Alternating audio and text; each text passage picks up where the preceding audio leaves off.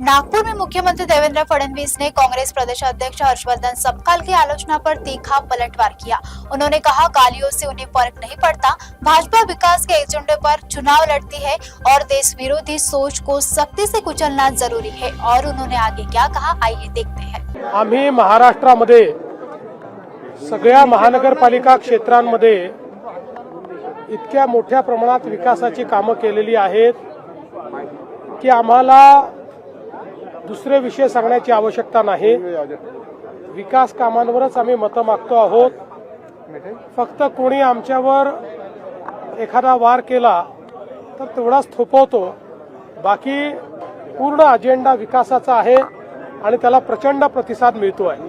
हर्षवर्धन आज पाहिलं असेल, टीका तुमच्यावर झाली। हर्षवर्धन सपकाळ यांनी अत्यंत अभद्र भाषा तुमच्यासाठी वापरली, दरिंदा आणि त्यापेक्षाही वाईट शब्द तुमच्यासाठी वापरले। निवडणुकीच्या काळात भाषा खाली चालली आहे।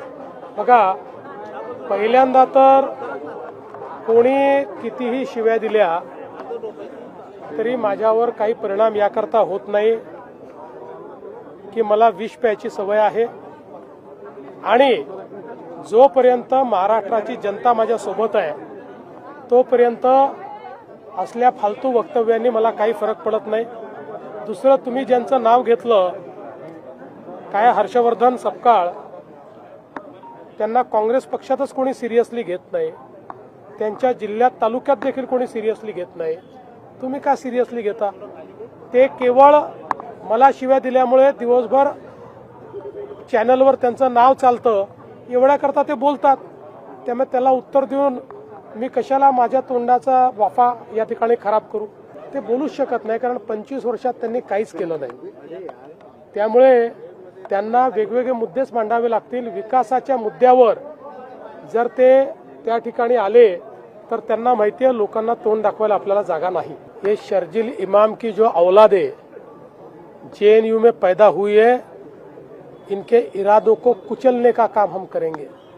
ऐसे नापाक इरादे जो देशद्रोहियों के साथ खड़े होते हैं, जो देश को तोड़ने की भाषा करने वालों के साथ खड़े होते हैं, उनके इरादों को कुचल दिया जाएगा। ऐसे इरादे नहीं चलेंगे। सीआर पाटिल जी ने क्या कहा ये मुझे पता नहीं है, लेकिन छत्रपति शिवाजी महाराज किसी एक समाज के नहीं थे। महापुरुषों का कोई समाज नहीं होता, उनकी कोई जाति नहीं होती। महापुरुष जो होते हैं ये पूरे देश के होते हैं। इसलिए मुझे ऐसा लगता है कि उनको इस जाति का या उस जाति का कहना ये सही नहीं होगा। वो तो पूरे देश के थे और छत्रपति शिवाजी महाराज थे, इसलिए हम लोग हैं। आज मैं अपना नाम देवेंद्र फडणवीस बता पा रहा हूँ क्योंकि छत्रपति शिवाजी महाराज यहाँ पर थे। महापुरुषों के लिए इस प्रकार से विभाजित करना ये ठीक नहीं है। वेगवेगळ्या पक्षामध्ये जे नाराज लोक आहेत, निराश लोक आहेत, त्यांना असं वाटतं की आपण मुख्य धारेमध्ये आलं पाहिजे। भारतीय जनता पार्टी त्यांना या देशाकरता काम करणारी, महाराष्ट्राकरता काम करणारी पार्टी वाटते। मुख्य धारेमध्ये येण्याकरता भारतीय जनता पार्टीला त्यांचा प्रेफरन्स आहे आणि धुरींनी स्वतः देखील सांगितलं की कुठेतरी त्यांना असं वाटतंय की ही जी काही मनसेनी शिवसेनेशी युती केली त्या युतीमुळे मनसेचं मोठं नुकसान होणार आहे आणि म्हणून त्यांनी पक्ष सोडला आणि ते भाजपमध्ये आले। राष्ट्रीय सफाई कामगार काँग्रेस ही जी एक अत्यंत मोठी संघटना आहे, सफाई कामगार विशेषतः वाल्मिकी आणि सुदर्शन समाज याला एक मोठं प्रतिनिधित्व देणारी ही जी संघटना आहे, या संघटनेने भारतीय जनता पक्षाच्या झेंड्याखाली याचं ठरवलं आहे। खरं म्हणजे या सफाई कामगारांच्या क्षेत्रामध्ये भारतीय जनता पक्षाची स्वतःची मजबूत संघटना आहे।